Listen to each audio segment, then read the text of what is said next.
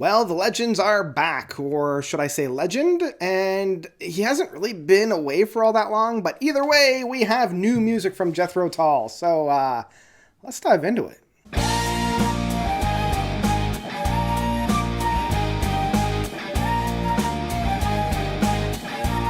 The Zealot Gene by Jethro Tull. So, Jethro Tull, don't think they really need an introduction. Really big in the prog sphere by putting out a couple of masterpieces in the 70s, starting off with Aqualung, going right into Thick as a Brick, following it up with Passion Play. And I always felt like Jethro Tull was more of an art band, like an art rock band rather than a progressive rock band, and they just happened to dip their toe into progressive rock with such albums like Thick as a Brick and Passion Play. Because other than those two albums, I never really felt the spirit of progressive rock outside of it being very art focused. And so in that sense, it's kind of a progressive rock band in that case. But they also have some big acclaims like Bungle in the Jungle, Songs from the Wood, Too Old to Rock and Roll, Heavy Horses. And yeah. I mean, I don't want to give a whole history lesson about Jethro Tull. I feel like we all kind of know what they're doing. But they have kind of been out of the scene as a band since 2003 with their Jethro Tull Christmas album. So, really, if we go back one more with jtull.com, that was a fun album from 1999. It's been almost 23 years since a full Jethro Tull album. Now, between that time, we have had Ian Anderson, the front runner of Jethro Tull, kind of the driving force. He has put out a number of albums since then. Rupee's Dance, Thick as a Brick 2, Homo Erectus, and they were pretty good, Thick as a Brick 2, released in 2012, was fine. I picked up a copy, and obviously nowhere near as good as the original, but still pretty good. And Homo Erectus, back in 2014, was pretty serviceable. I mean, I had a great time. I love some of the longer stretches of music in that one.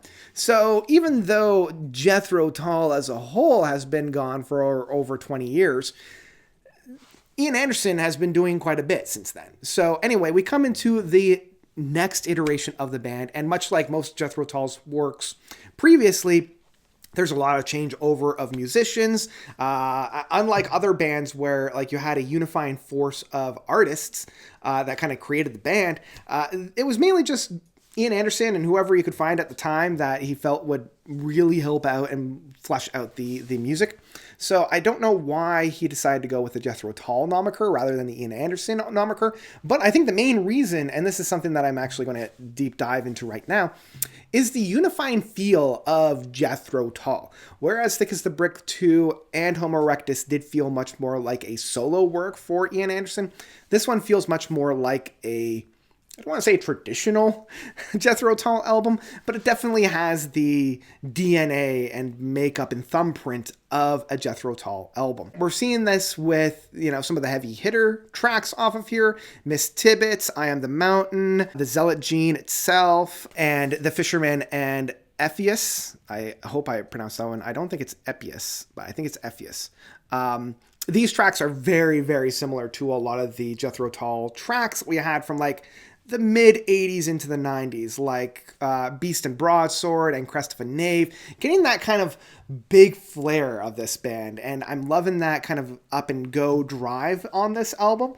It's very engaging. It's very accessible in that case. But honestly, it's kind of the smaller tracks off this album that I really, really enjoy. I'm loving Jacob's Tale.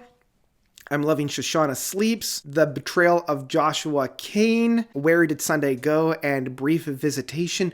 All these tracks are much more on the mellower side of Jethro Tull. These were kind of like the smaller tracks between the bigger tracks. If you're looking on Aqualung, this would be Cheap Day Return or Whirlin' Around. Or this would be Slipstream or Hymn. Some of those smaller tracks that still engage the audience while allowing the audience just to kind of take a little bit of a breather between these bigger tracks. And what I really enjoy about this album is the flow of it, like at least for the first half of the album. Mrs. Tibbetts, Jacob's Tale, Mine is the Mountain, The Zealot Gene, and Shoshana Sleeps. These 5 tracks really do flush out a great journey. You know, like Miss Tibbetts is a really fun driving track. Jacob's Tale is a nice little sorbet, a nice little almost like Sunday afternoon kind of a track. Mine is the Mountain is one of the more prominent tracks on here, one of the more standout tracks at least. It starts off and continues to be very dark, very haunting. Like I picture that front cover of Ian Anderson on here, black and white, huge contrasts on there.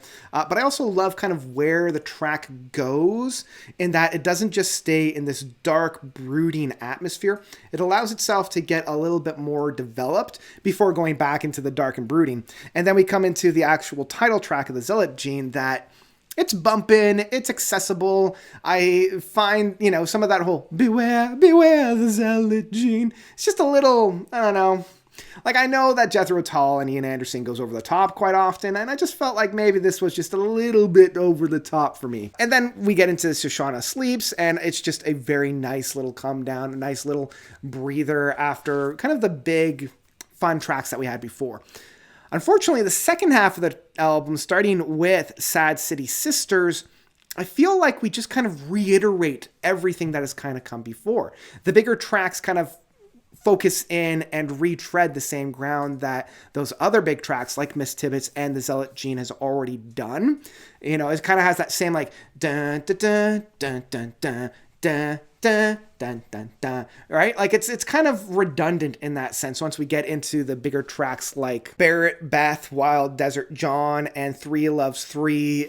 Both of these tracks kind of do very similar things to the tracks that we had before. I feel like 3 Loves 3 is, you know, the very happy, very bumpin', very optimistic track that like Miss Tibbetts was, and Baron Beth and Wild Deserts is kind of blending the Zealot Gene with Mine is the Mountain, being a little bit more on the darker, brooding side, but the energy is at least lifted up a little bit in that case. But luckily, the last track of The Fisherman of Ephesus, again, I hope I got that one right, it feels very similar to like Too Young to Die, Too Old to Rock and Roll, or Heavy Horses, like really stretching back into the 70s in terms of the Jethro Tull era and catalog. And I will admit, it does end on a huge high note in that. And the main thing that's really holding this album all together is really Ian Anderson in his vocal works, in his lyrics, and in his flute playing.